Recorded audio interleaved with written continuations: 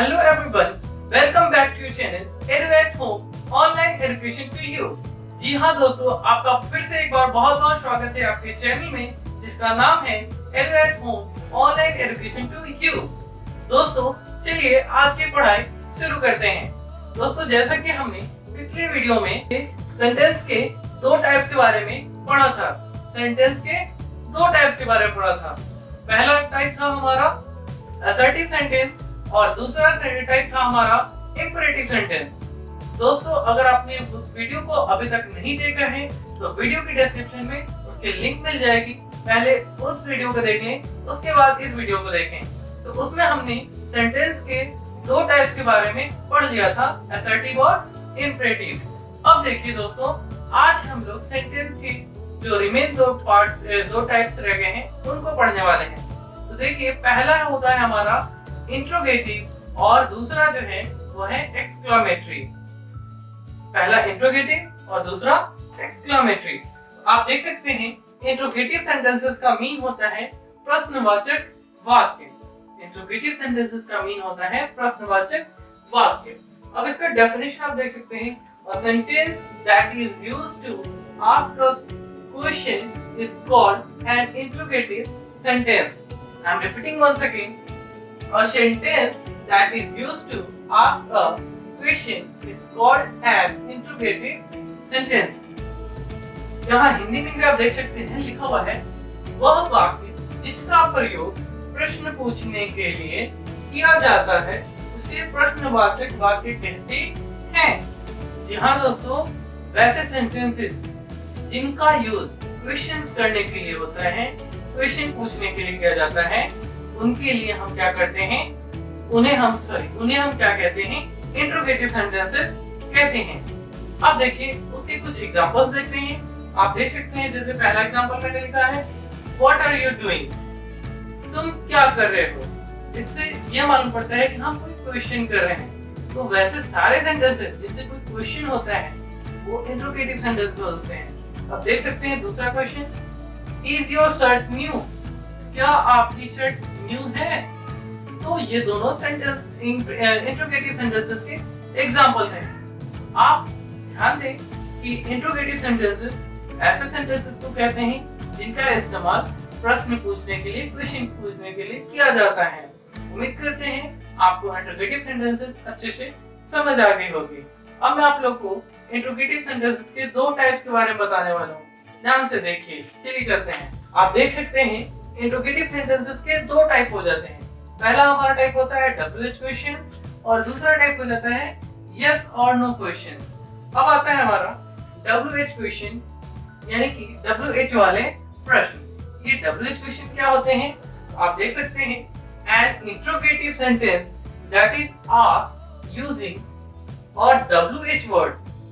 एक बार फिर से मैं रिपीट करता हूँ, an interrogative sentence that is asked using a WH word and answered in some sentences is called a WH question।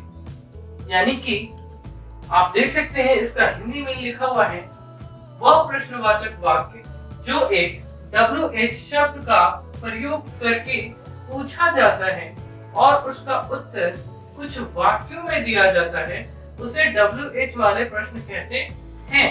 एक बार फिर से मैं रिपीट करता हूँ, वह प्रश्नवाचक वाक्य जो एक WH शब्द का प्रयोग करके पूछा जाता है और उसका उत्तर कुछ वाक्यों में दिया जाता है, उसे WH वाले प्रश्न कहते हैं। तो आप समझ चुके होंगे कि वैसे इंट्रोगेटिव सेंटेंसेस, वैसे प्रश्नवाचक वाक्य जिनका प्रश्न जो है WH वर्ड से किया जाता है, यानी कि उनको पूछने के लिए WH वर्ड का इस्तेमाल किया जाता है और साथ ही साथ उसका उत्तर जो है कुछ वाक्यों में दिया जाता है, तो उन्हें हम WH क्वेश्चंस कहते हैं। अब WH वर्ड्स क्या होते हैं, तो WH वर्ड्स जैसे कि what, where, when, why, how, ऐसे whom, whose, ऐसे बहुत सारे वर्ड्स हैं WH वर्ड्स जिनसे हम क्वेश्चन करते हैं। आप जैसे कि एग्जांपल यहाँ पर देख सकते हैं, लिखा हुआ है how do they help you, how do they help you. ये हमारा एक WH वर्ड है जिसका इस्तेमाल क्वेश्चन पूछने के लिए किया गया है। यहाँ आप देख सकते हैं लिखा हुआ how do they help you.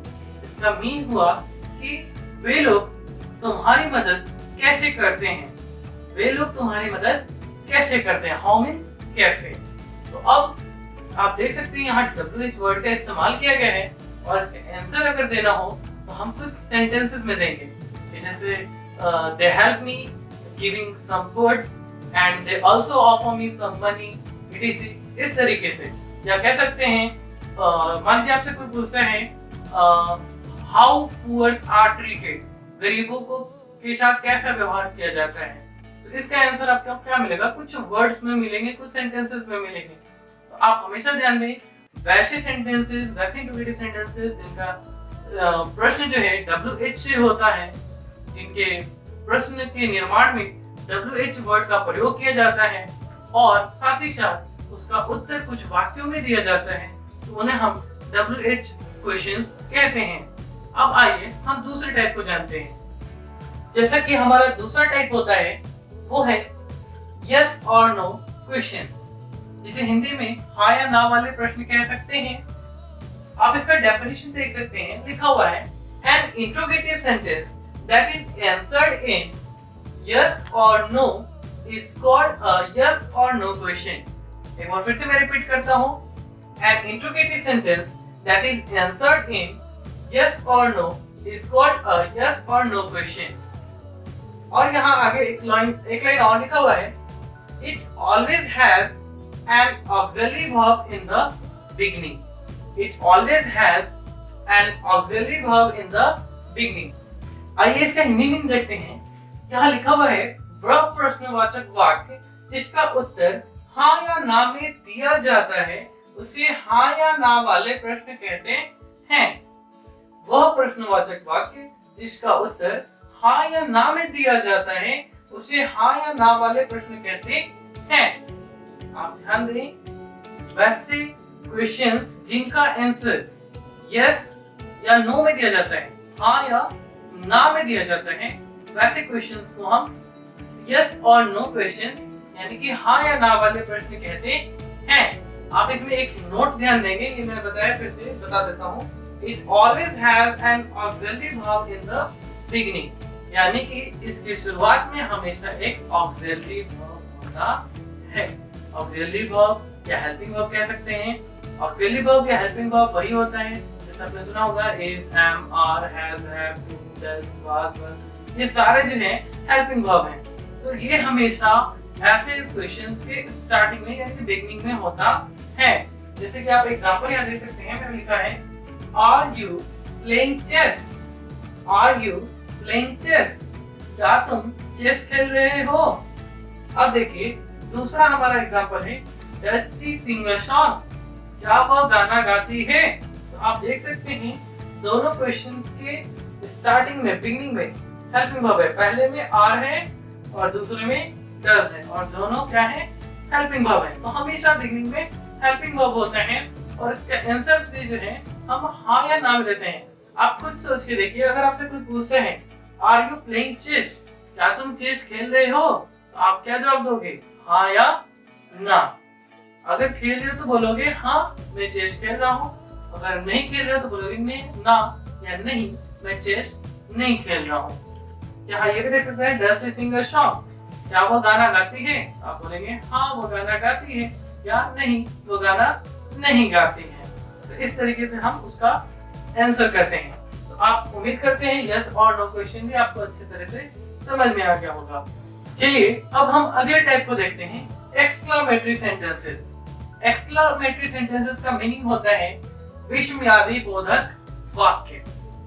तो आप इसका डेफिनेशन देख सकते हैं, लिखा हुआ है a sentence that expresses surprise, Joy, sorrow or regret is called an exclamatory sentence। एक बार फिर से मैं रिपीट करता हूँ, a sentence that expresses surprise, joy, sorrow or regret is called an exclamatory sentence।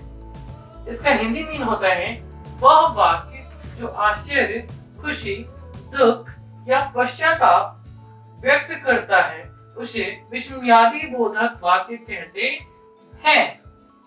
वह वाक्य जो आश्चर्य, खुशी, दुख या पश्चाताप व्यक्त करता है उसे हम विस्मयादि बोधक वाक्य कहते हैं। आश्चर्य यानी कि सरप्राइज, खुशी यानी कि जॉय, दुख यानी कि सौरो और पश्चाताप यानी कि रिग्रेट।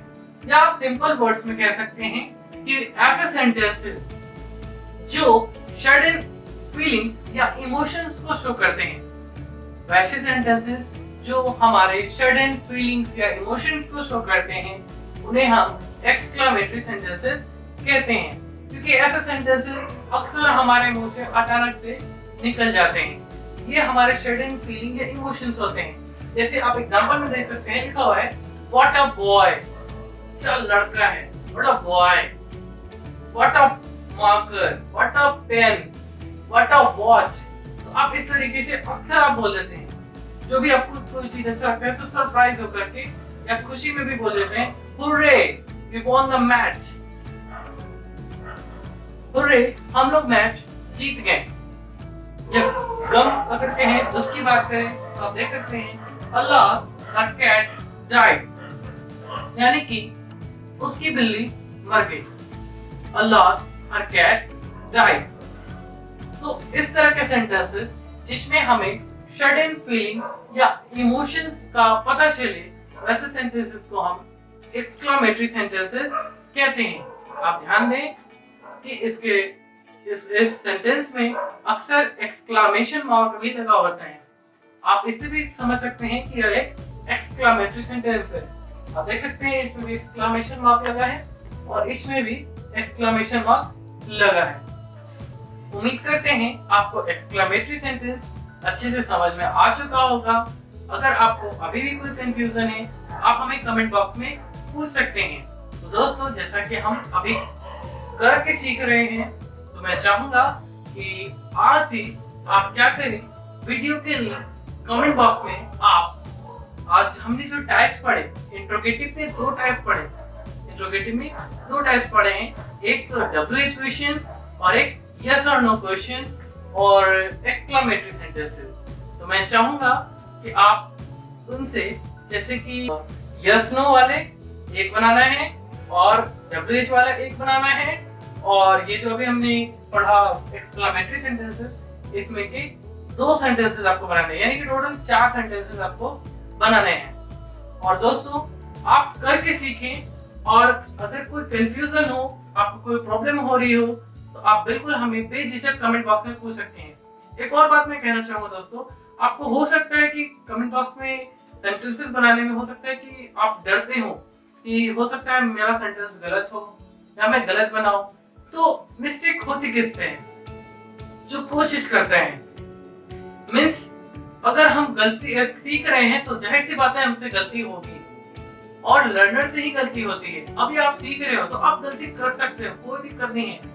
Everyone makes mistake, क्योंकि आपने वो प्रभाव सुना होगा कि if you have never made a mistake, it means you have never tried anything new। यानी कि आपने अगर कोई गलती नहीं किया है, आपने कोई मिस्टेक नहीं किया है, इसका मतलब ये है कि आपने कुछ भी नया ट्राई नहीं किया है। तो दोस्तों, बेझिझक गलत या सही जो भी हो, आप कमेंट बॉक्स में सेंटेंस बना के लिखें। मैं चाहूंगा अगर आपकी सही होगी तो मैं अप्रिशिएट भी करूंगा, अगर आपकी रॉन्ग होती है, सेंटेंस कहीं एरर होती है, तो मैं आपको जरूर आपकी इंफॉर्मेशन बढ़ाऊंगा, आपको हेल्प करूंगा। तो बेझिझक सही हो या गलत, आप कमेंट बॉक्स में सेंटेंस बना के जरूर लिखें। और हाँ दोस्तों, अगर आपने हमारे चैनल को अभी तक सब्सक्राइब नहीं किए हैं तो चैनल को अभी सब्सक्राइब करें और इस वीडियो को लाइक करें और अपने दोस्तों के साथ शेयर करें। Thank you. आज का वीडियो हम यही समाप्त करते हैं। मिलते हैं अगले वीडियो में, जिसमें हम और भी ज्यादा ग्रामर की नॉलेज बढ़ाएंगे। तो make sure that you have subscribed our channel and press the bell icon. Thank you.